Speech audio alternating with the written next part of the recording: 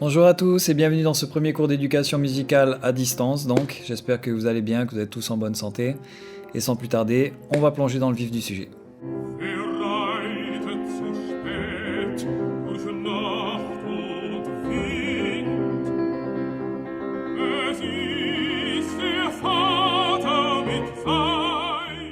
Alors, ce qui nous intéresse aujourd'hui, c'est la musique que vous venez d'entendre dans le générique.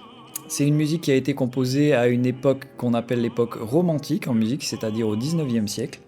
Elle a été composée par un des représentants majeurs de cette époque qui s'appelle Franz Schubert. Alors Franz Schubert, c'est un compositeur autrichien, il est né à Vienne en 1797 et il n'a pas vécu très longtemps puisqu'il est mort à 31 ans, mais il est connu pour avoir été très prolifique, c'est-à-dire qu'il a composé énormément d'œuvres, des pièces pour orchestre comme des pièces pour piano, des pièces pour voix.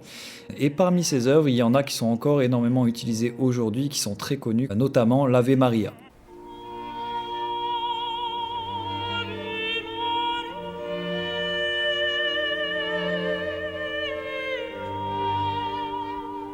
Alors, la musique qui nous intéresse aujourd'hui, elle appartient au genre du Lied. Le Lied, c'est quoi? C'est tout simplement un poème en langue allemande que l'on a transcrit en musique pour en faire une chanson. Pour ce Lied-là, en particulier, Schubert a emprunté un poème de Goethe qui s'intitule Le Roi des Zones, en allemand Der Erlkönig. Et il en a fait une pièce musicale très intéressante. Alors, on va la réécouter, cette pièce, et la première chose que je vais vous demander de faire, c'est d'essayer d'imaginer ce que nous raconte ce chanteur qui chante en allemand.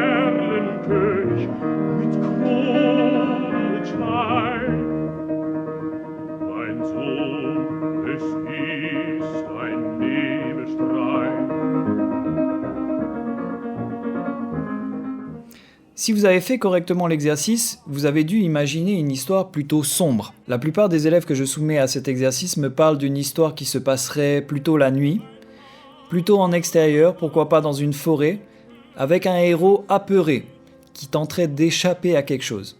Si c'est ce que vous avez imaginé aussi, vous avez raison.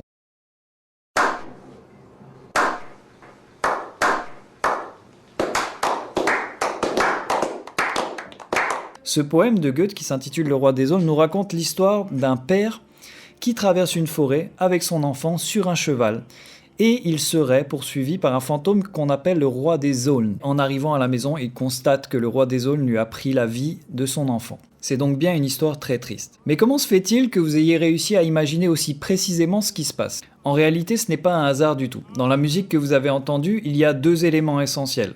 D'un côté, le piano qui se charge de l'accompagnement.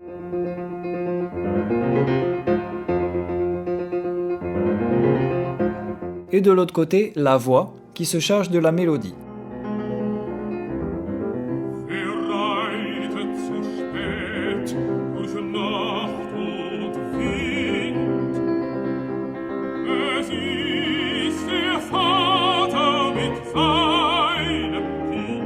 Si on concentre notre écoute sur la partie de piano uniquement, c'est-à-dire sur l'accompagnement, on se rend compte que le pianiste effectue deux choses essentielles.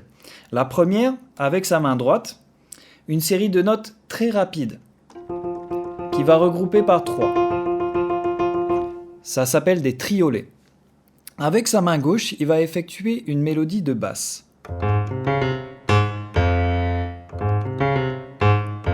Eh bien, ces parties de piano n'ont pas été composées au hasard. Elles représentent toutes les deux des éléments très importants du décor de cette histoire. La main droite dont on parlait tout à l'heure imite le galop du cheval et nous plonge dans une situation d'urgence pendant tout le morceau. La main gauche, elle, imite le sifflement des branches au passage du héros. Rien qu'avec ces deux éléments, on comprend donc tout de suite que le héros est dans une situation difficile, qui tente d'échapper à quelque chose, qu'il se déplace à cheval, et qu'il se situe dans une forêt, où a priori il ferait sombre. Ce procédé musical, qui consiste à imiter des sons de la nature pour poser un décor à une histoire, porte un nom, cela s'appelle la musique descriptive. Schubert n'est pas le seul à employer la musique descriptive, beaucoup de compositeurs avant et après lui ont employé des procédés similaires. Camille Saint-Saëns, notamment, dans Le Carnaval des animaux, imite le chant des oiseaux avec des flûtes.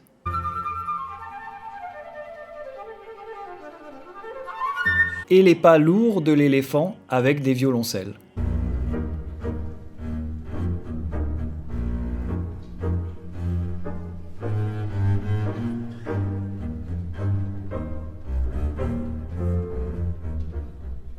En résumé donc, Schubert nous raconte en musique l'histoire d'un père et son enfant qui tentent d'échapper à la mort en traversant une forêt et nous pose avec son piano le décor de cette histoire.